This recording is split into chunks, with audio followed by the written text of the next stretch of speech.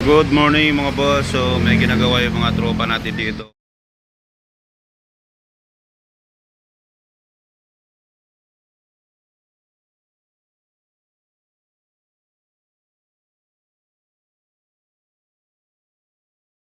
Busy naman yung iba doon sa loob. So ito si Suzuki Celerio.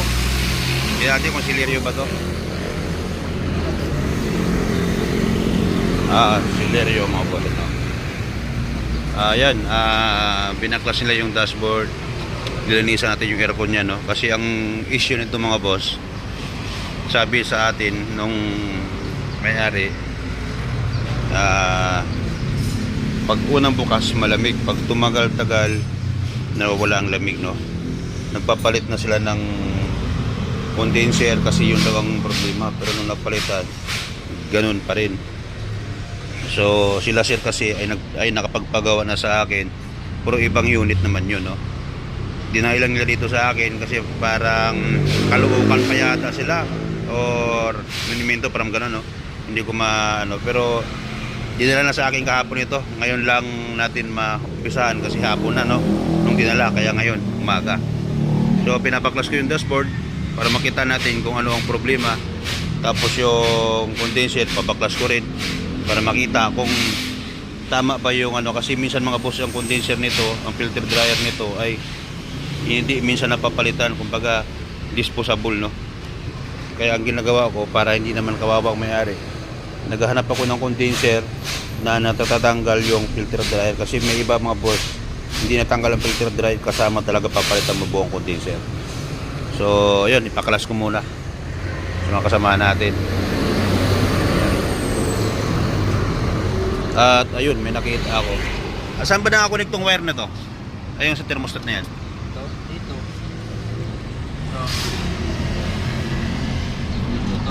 Dito maliit dito. Alas nga mali dyan, tingnan ko. Alas nga mali dyan. Puro nakakunik yan. Ayun mga boss,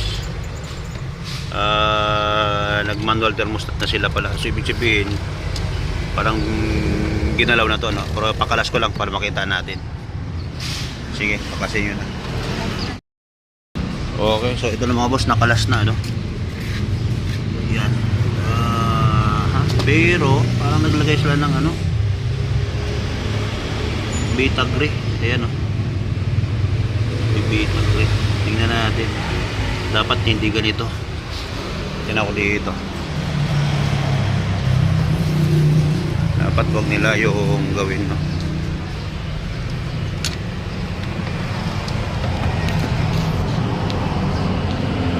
Ayan, no? Ito beta gray itong mga boss. Dapat hindi yan nilagyan dyan kasi may o-ring naman tayo na nilalagay. Ngayon pag yan pumasok dun sa expansion valve, magbabara yan. Shout out sa gumawa niyo, no? Ayan na natin para sigurado tayo. Ayan, no? Beta gray. Dapat hindi natin nilagyan ng pangdikit kasi may o-ring na nga tayo dyan, eh. So pag yan pumasok, katulad dito, para may nag-ano sa loob. Pag yan pumasok sa expansion valve, kawawa ang may-ari. So ngayon gagawin natin, papalit natin expansion valve niyan. At yung wiring na ginawa nila sa thermostat din. Patong nyo dito sa lamesa. Kunin nyo yung isang ano.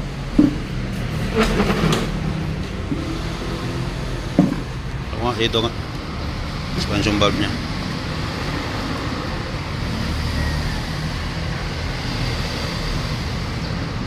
Pasukan niya yata ng ano.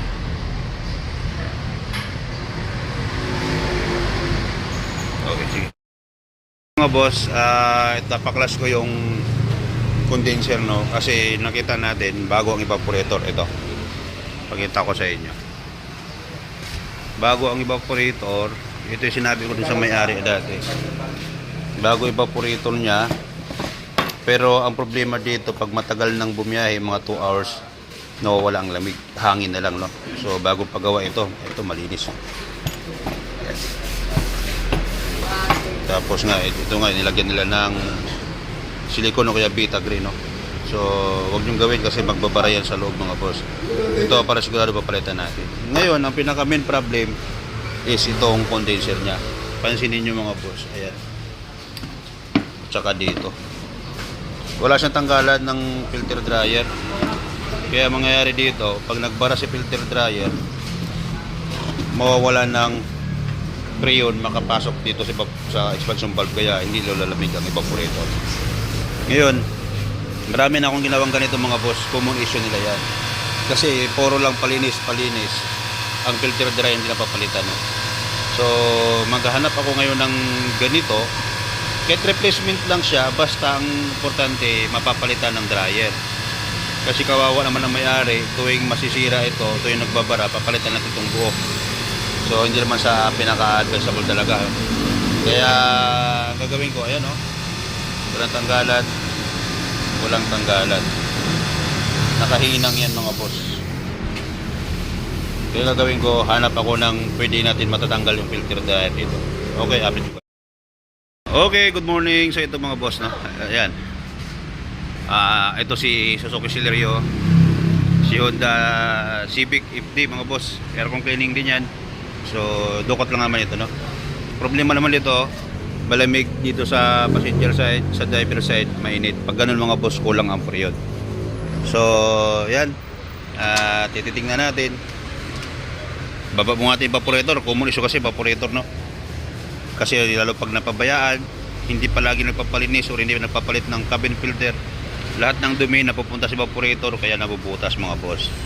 So, wag nyong antayin na mabubutas ang evaporator nyo kasi mas malaki ang gastos. Habang wala pa namang butas, ipa-maintenance nyo na. Palinisan nyo na ang aircon, palagay kayo na lang sa compressor, magpapalit ng filter dryer. Parang sasakyan din yan. Mini-maintenance, pini-PMS, ganon din yung aircon, mga boss. Sa gusto mong paggawa, aircon, cleaning, mechanical, under chassis, electrical, PM nyo lang ako, mga boss, sa pizzo. Kaya daw kayo sa number nandiyan sa SK. Okay, thank you.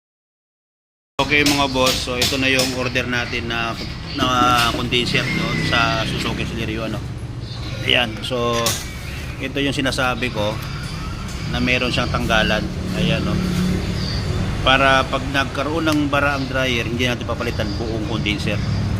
So replacement lang po ito, mga boss, ha? Pero tingnan nyo naman ang quality. Ito ang replacement. Meron siyang tanggalan dito. Nandito na yung filter dryer. Hindi katulad nitong original na walang tanggalan. Ayan. Ito, kabilaan yan, no? Ayan, no? Walang tanggalan.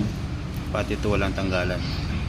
Okay, so ito ang problema nila, boss. Marami na ako nagawang ganyan, no? Pinapalitan ko ng replacement kasi mas makakatipid sila dito.